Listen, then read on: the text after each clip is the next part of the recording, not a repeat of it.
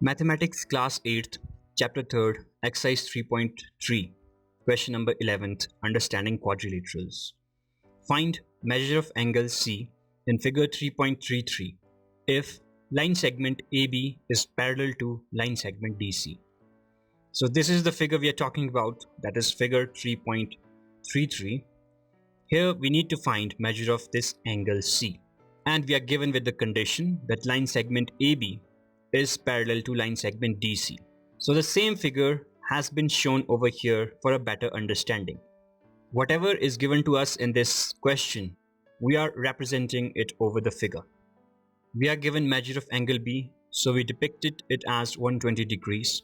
And another information provided to us is line segment AB is parallel to DC, which can be represented by these crossed lines. This means that these two lines are parallel to each other. Well, if you observe, it is a trapezium.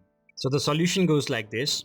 We know trapezium is a quadrilateral at the first place because it is made up of 4 line segments with a pair of parallel sides. And this condition also follows that one of the pair of this quadrilateral should be parallel to each other. Again, the arrow marks indicate parallel lines, so the same has been shown over here. Another thing that we know about trapezium is this. Trapezium non-parallel sides adjacent angles measures 180 degrees. With the help of this only statement, we will be able to find measure of angle C. Now let's try to elaborate this statement. Trapezium non-parallel sides. So we are talking about these sides because these are non-parallel sides of this trapezium, that is line segment AD and line segment BC. It says its adjacent angles.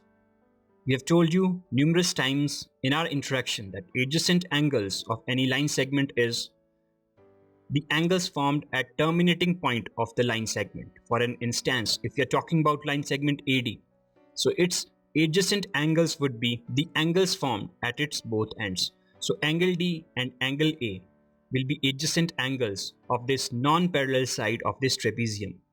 Similarly, angle B and angle C will measure when we will add them up equals to 180 degrees because these are end angles of this line segment. With this statement, we are in a position to form linear equation in one variable. That is, we will add both these angles and equate it equal to 180 degrees because both angles are supplementary. Therefore, angle B plus angle C will be equal to 180 degrees. Angle B is provided to us in the figure, that is 120 degrees, so we wrote 120 degrees in place of angle B. We do not know angle C, so we wrote as it is equals to 180 degrees. Transposing positive 120 degrees towards right hand side, it will get subtracted up with 180 degrees. Remaining angle C as it is equal to 180 minus 120. Angle C is found, its value came as equal to 60 degrees, so the same has been shown in this figure.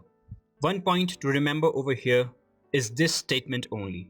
That is, sum of non-parallel side adjacent angles will be equal to 180 degrees. It doesn't mean that sum of A and B will be equal to 180 degrees. Similarly, angle D and angle C need not to be equal to 180 degrees. It is just the adjacent angles formed on the non-parallel sides. That is, this angle and this angle addition. With this, our question number 11th has been solved. Moving on to question number 12. Find the measure of angle P and angle S if line segment SP is parallel to line segment RQ in figure 3.34. So here is the figure 3.34 and we need to find measure of angle P and measure of angle S, and we are provided that line segment SP is parallel to line segment RQ. So the same figure has been shown here for better understanding. So the question says we need to find measure of angle P and measure of angle S. And we are given two information. One is line segment SP is parallel to line segment RQ. The same has been shown by these crossed lines. Again, two information that we indirectly get from the figure are these. Angle Q measures 130 degrees and this square box is a representation that angle R measures 90 degrees. And we need to find measure of angle P and measure of angle S. Again, if we observe, it is a case of trapezium. Why? Let's go for the solution part. Trapezium is a quadrilateral at the first place, and we are dealing with a quadrilateral indeed, because it has 4 line segments with a pair of parallel sides. That is only one pair of parallel sides. So the same, we are given that SP is parallel to line segment RQ. Again, the arrow marks indicate parallel lines which we represented over here, and the information that will help us in order to find the angles is this. Trapezium non-parallel sides adjacent angles measures 180 degrees. Now first of all, let's find non-parallel sides, that is line segment SR and line segment PQ and its adjacent angles. That is, if we are talking about line segment SR, which is non-parallel side of this trapezium, then its adjacent angles would be angle S and angle R. Remember, it will not be angle S and angle P. Similarly, it will not be angle R and angle Q, because adjacent angles are those angles which are formed on the endpoints of the line segment we are talking about, and this time we are talking about non-parallel sides. So this is the only information we need to extract in case of trapezium questions. Since we need to find measure of angle P, so we will consider this line segment because one of the angles is given to us as 130 degrees. So we wrote measure of angle Q plus measure of angle P should be equal to 180 degrees because they make a supplementary pair. That is, angle Q plus angle P should give us 180 degrees. In place of angle Q, we wrote 130 degrees because it is provided to us in this figure. And we need to find angle P, therefore we wrote the same, equals to 180 degrees. Angle P as it is, we transposed positive 130 towards right hand side. It gets subtracted up with 180 degrees.